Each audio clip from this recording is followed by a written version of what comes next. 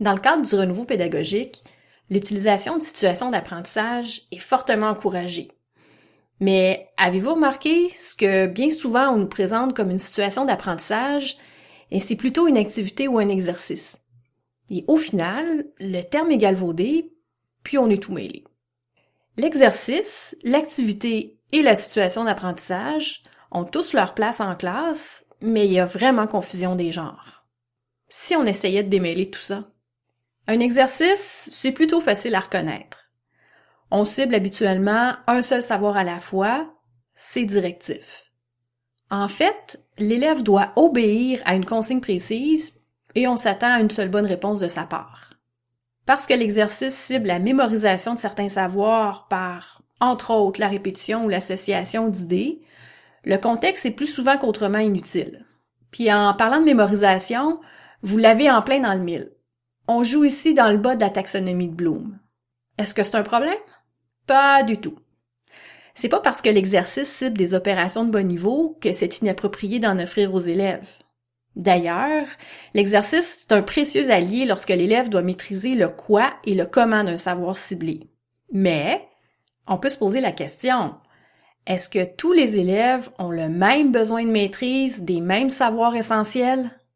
Comme il y a souvent une seule bonne réponse pour un exercice, peut-être qu'il serait mieux de laisser l'ordinateur prendre ça en charge? L'ordinateur pourrait même donner une rétroaction, comme offrir une référence ou une explication vidéo en lien avec la réponse de l'élève.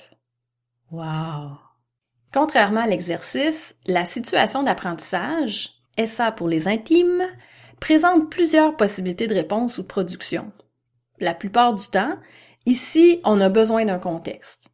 L'élève doit faire des choix, prendre position, être créatif, mobiliser plusieurs ressources pour relever le défi proposé.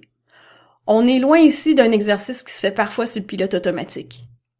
La SA flirte ici avec les opérations de haut niveau de la taxonomie de Bloom. Comme les réponses attendues peuvent être multiples, il est pratiquement impossible de se fier à un ordinateur pour la rétroaction d'une SA. Une situation d'apprentissage, c'est pas une série d'exercices mis bout à bout, ni même un endroit où on devrait en retrouver. Je m'explique. Bien qu'il soit pertinent de diriger un élève vers des exercices, en annexe, au moment où il en a besoin, il n'y a pas de place pour des exercices de drill au beau milieu d'une SA. Qui a besoin de repérer les participes passés dans un article de journal quand l'objectif, c'est de prendre position sur un sujet donné? Au final, la SA est un outil d'apprentissage qui devrait aider l'élève à atteindre ou se rapprocher du but du cours. Ici, on a les deux pieds dans le développement de compétences. Et ça, plus que n'importe quelle activité ou exercice. Mais l'activité d'apprentissage, elle se place où dans tout ça? On peut-tu y enlever son sac à lui? Non, j'ai pas dit les feuilles, le sac! Le sac! Ouh, j'ai chaud.